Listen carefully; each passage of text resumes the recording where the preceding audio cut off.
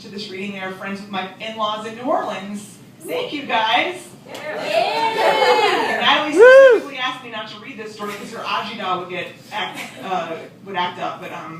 plug your ears. This is called After. Oh yeah, that's my favorite. I gotta back up. This is a good one. After the apocalypse, stop being a shock to the system after you saw them mall walkers being vaporized over by the PF Chang's that you used to eat at with your mama at every birthday. Idiots pumping their elbows like the sun wasn't an oozing boil. One of them a hawk-faced sculpture of bone before the rapture, so the pile of ash was an improvement. And why he was so angry at these ladies you didn't quite know, but it just seemed retarded, caring about your physical fitness while nearby 4 crows picked at a half-lady's crotch. But anyway, after you crawled out the basement and your mama made you eat canned for every meal, after your brother's eye just one day burbled and tricked out the socket in yolky clumps that he wiped off with his shirt hem, after you found yourself prizing your goobers like the pig to the truffle, the moist dark ones you imagine having the most nutrients, after your daddy stopped wearing pants and you stopped feeling alarmed at his swinging wrinkled scrotum, after you watched your daddy's pimpled butt cheeks rumble with fart while he was staring dumbfounded out the window, formulating a plan, he said, after your daddy took off his socks but bare-assed on your brother's bicycle, your mama making like to run after him but then shrugging and scratching herself, which is what she started to do after it was clear there wasn't no help coming, no tanks, no army man, no superhero, no angel, no wizard, no God, no God. Your mama took to scratching herself. Your brother took to rubbing himself through his gym shorts. Both of them in a daze. These were comforts. After you saw the neighbor lady wave to you from the roof and then throw herself off, the body snapping when the rope caught and then blam, it crashed through her front room window. After your mama had you and your brother cut her down, and your mama said she always kept them flowers tidy, and your brother said she had sweet titties for an old lady.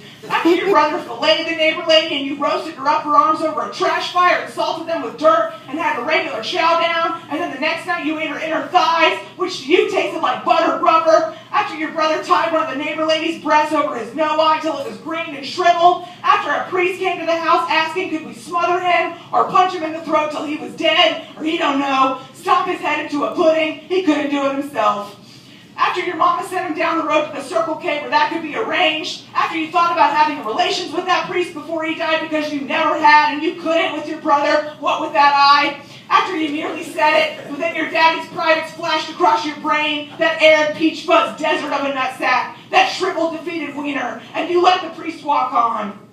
After you watched your brother's baseball coach come down the road and stop to take a bite out of his own arm, screaming and chewing, after your brother said he always was a fucking pussy, your brother rubbing himself, them gym shorts no bigger than a pair of undies now, all shredded and shitty because your brother just went wherever he was, and why not? Once you nearly ate a plump turd that toppled out his shorts into the dirt because it looked just enough like a juicy sausage link, and because you knew it'd be nice and hot.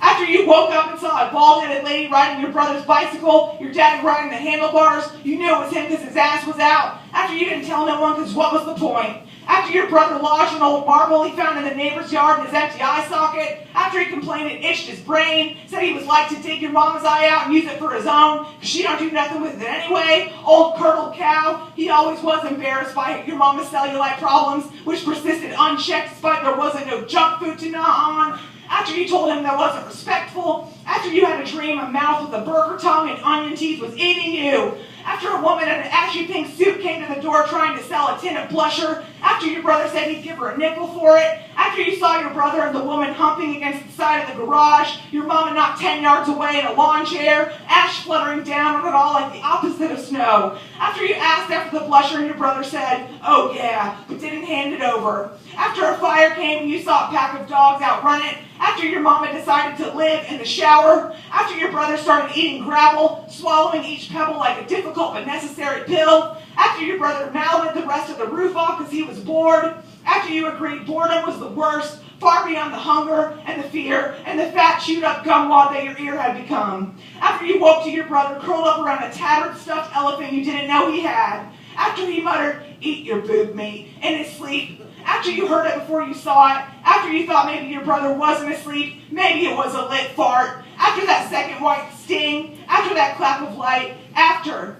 Thank you so much.